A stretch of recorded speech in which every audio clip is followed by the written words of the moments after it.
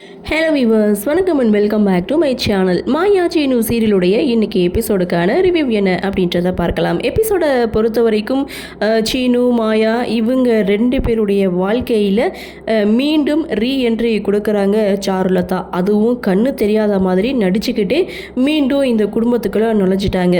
So எபிசோடை பொறுத்த வரைக்கும் ஒட்டுமொத்த குடும்பமும் ஹாலில் நின்று பேசிகிட்டு இருக்காங்க.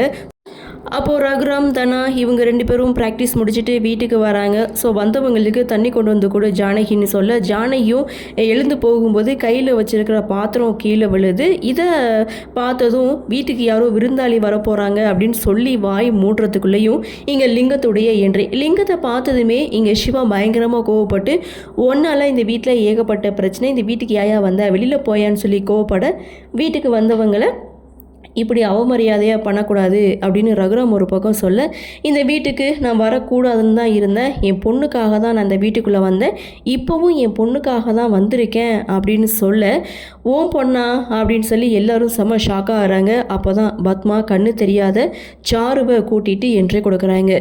சாருவுக்கு என்னாச்சுன்னு சொல்லி பார்வதி ஒரு பக்கம் பதறி போக, அந்த இடத்துல சாரு கண்ணு தெரியாத மாதிரி நடிக்கிறாங்க. யாருக்கிட்ட பேசுகிறோம், யார் என்னன்னு சொல்லி விசாரிக்க, அப்போ தான் தெரியுது சித்தி தான் அப்படின்னு எனக்கு பார்வை போயிடுச்சு அப்படின்றாங்க. ஸோ எப்படி அப்படின்னு சொல்லி கேட்கும்போது, ஊருக்கு போகும்போது சின்னதாக ஒரு ஆக்சிடென்ட்டு, அதில் பார்வை இழந்துட்டா அப்படின்னு பத்மா ஒரு பக்கம் சொல்ல, ஸோ என் பொண்ணோட நிலைமைக்கு நீங்கள் தான் காரணம், இந்த குடும்பம் தான் காரணம், நீங்கள் வாக்கு கொடுத்தபடி என் பொண்ணுக்கு நல்ல ஒரு வாழ்க்கை அமைஞ்சிருந்ததுன்னா இன்றைக்கி இவளுக்கு இப்படி ஒரு நிலைமை வந்திருக்காது அப்படின்னு அநியாயமாக லிங்கம் இந்த குடும்பத்து மேலே பழிய போட, ரகுராம் ஜானகி இவங்க எல்லாருமே செம்ம ஷாக்காக ஆகிறாங்க.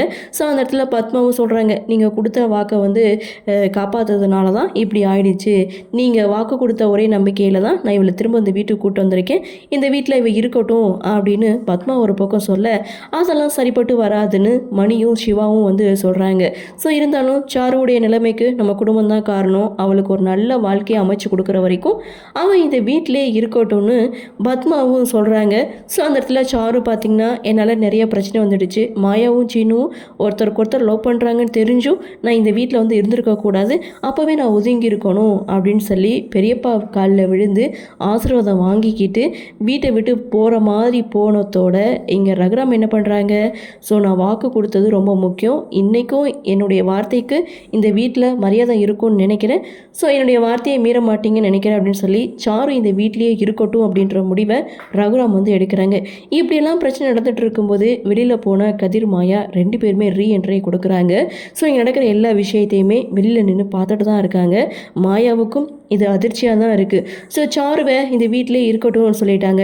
அடுத்து என்ன, மாயா, கதிர், ஜானகி, தனா இவங்க 4 பேரும் பேசிகிட்டு இருக்காங்க. எனக்கு என்னவோ இது சதித்திட்டமாக தான் இருக்கும், இதனால் மாயாக்காவுடைய வாழ்க்கையில் பிரச்சனை தான் ஏற்படும், இதை பற்றி நான் அப்பா கிட்டே பேசவான்னு தனா ஒரு பக்கம் கேட்க, உண்மையிலே அவளை நல்லது செய்யணுங்கிறதுக்காக அவங்க கூட்டிகிட்டு வந்திருக்கலான்னு மாயாவும் ஒரு பக்கம் நம்ப, அப்போ தான் ஒரு ட்விஸ்ட்டு கொடுக்குறாங்க. என்னன்னு பார்த்தா சாருவுக்கு உண்மையிலேயே கண்ணு நல்லாவே தெரியும், ஆனால் அவங்க கண்ணு தெரியாத மாதிரி நடிக்கிறாங்க அப்படின்றது அப்போ தான் பார்வதிக்கும் உண்மை புரியுது. ஸோ அந்த இடத்துல சாரு, பத்மா இவங்க 2 பேரும் பார்வதி கிட்ட கண்ணு தெரியும் அப்படின்றத பற்றி பேசிகிட்டு இருக்காங்க. அப்படியே சீனை கட் பண்ணால் சாரு திரும்ப வந்துட்டா. அப்போ சீனுடைய அம்மா கிட்ட பேசிகிட்டு இருக்காங்க.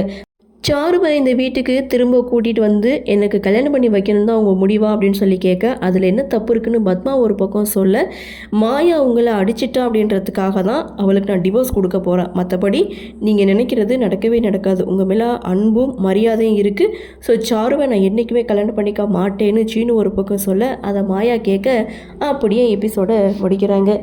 என்ன நடக்குது, ஏன மாதிரி என்ன சுவாரஸ்யத்தோடு கதைக்கள நகர்வை கொண்டு வராங்க அப்படின்றத நாமளும் பொறுத்திருந்து பார்க்கலாம். இன்றைய பகுதி பற்றினா உங்களுடைய கருத்தை வழக்கம் போல் கமெண்ட் செக்ஷனில் பதிவு பண்ணுங்கள். இந்த வீடியோ உங்களுக்கு பிடிச்சிருந்தா லைக் பண்ணுங்கள், ஷேர் பண்ணுங்கள், மறக்காமல் நம்ம சேனலில் சப்ஸ்கிரைப் பண்ணிக்கிறீங்கன்னு சொல்லி இந்த வீடியோவிலேருந்து விடைபெறுகிறேன். நன்றி, வணக்கம்.